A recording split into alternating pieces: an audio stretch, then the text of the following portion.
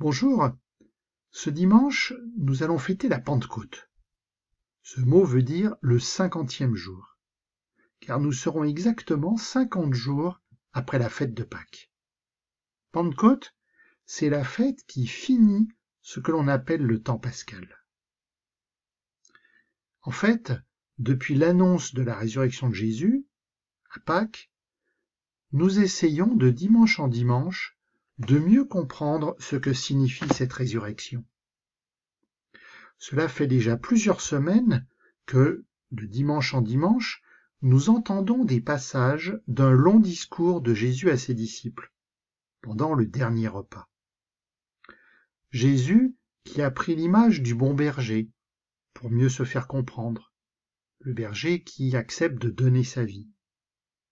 Jésus qui a pris aussi l'image de la vigne qui nourrit les sarments de sa sève, pour que les sarments aient de beaux fruits. Jésus qui, il y a 15 jours, nous donnait un commandement d'amour. Aimez-vous les uns les autres, comme je vous ai aimé. Jésus enfin qui, dimanche dernier, confiait ses disciples, nous confiait à l'amour de Dieu son Père. Ce dimanche, nous allons entendre un dernier passage de ce discours, toujours dans l'évangile de Saint Jean. Je t'ai mis les références. Allez, écoutons. En ce temps-là, Jésus disait à ses disciples, « Quand viendra le défenseur, que je vous enverrai d'auprès du Père, lui, l'Esprit de vérité, qui procède du Père, il rendra témoignage en ma faveur. Et vous aussi, vous allez rendre témoignage, car vous êtes avec moi depuis le commencement. J'ai encore beaucoup de choses à vous dire, mais pour l'instant, vous ne pouvez pas les porter. Quand il viendra, lui, l'Esprit de vérité, il vous conduira dans la vérité tout entière. En effet, ce qu'il dira ne viendra pas de lui-même, mais ce qu'il aura entendu, il le dira. Et ce qui va venir, il vous le fera connaître. Lui me glorifiera, car il recevra ce qui vient de moi pour vous le faire connaître. Tout ce que possède le Père est à moi. Voilà pourquoi je vous ai dit, l'Esprit reçoit ce qui vient de moi pour vous le faire connaître. Ouais. Eh ben, c'est un texte un peu compliqué, non? Alors, ce que je te propose, c'est juste d'essayer de comprendre ensemble quelques points. Nous n'aurons pas le temps d'aborder tout ce qui est dit dans ce texte, car cette parole de Jésus, c'est une parole qui est très riche. Alors déjà, c'est quoi cette histoire de défenseur? Les disciples de Jésus ont besoin d'être défendus? Nous avons besoin d'être défendus?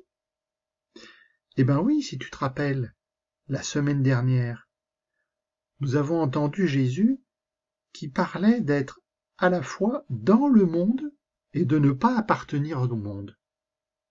Et on avait expliqué que le monde, c'est tout ce qui nous entoure. C'est la société, c'est les relations avec les autres, c'est les lois humaines. Et dans le monde, tout n'est pas bon.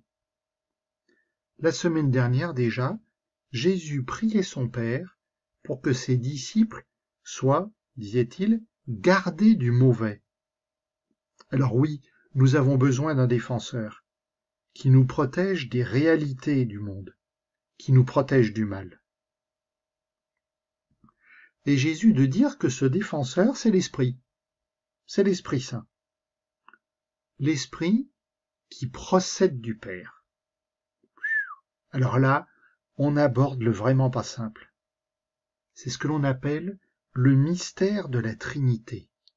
Dieu, Père, Fils et Saint-Esprit. Mystère dans le sens où nous n'arriverons jamais à tout comprendre avec notre petit cerveau humain. Mais on essaye. Tu vois, dans la même phrase, Jésus nous parle de Dieu son Père et de l'Esprit Saint. Et il nous dit, Dieu son Père a envoyé son Fils Jésus sur terre, Jésus qui a porté la parole de Dieu, Jésus qui est venu pour nous sauver du mal et de la mort. À sa résurrection, Jésus le Fils rejoint son Père, mais il nous l'a promis, viendra l'Esprit Saint. L'Esprit Saint, on pourrait dire que c'est la relation d'amour entre le Père et le Fils. Et donc, c'est aussi la relation d'amour entre Dieu et nous, sa création. Jésus nous dit que l'Esprit nous conduira dans la vérité tout entière.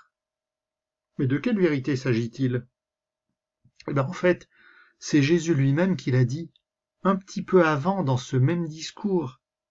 Il a dit à ses disciples, « Je suis le chemin, la vérité et la vie. » Donc pour nous les croyants, pour nous les disciples de Jésus, la vérité ce n'est pas une idée. La vérité c'est bien une personne, c'est Jésus. Jésus qui est Christ ressuscité.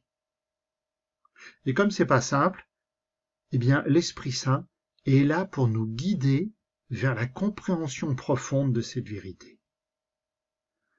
Alors oui, ça peut paraître confus, mais rassure-toi, nous avons toute notre vie pour essayer de mieux comprendre tout cela.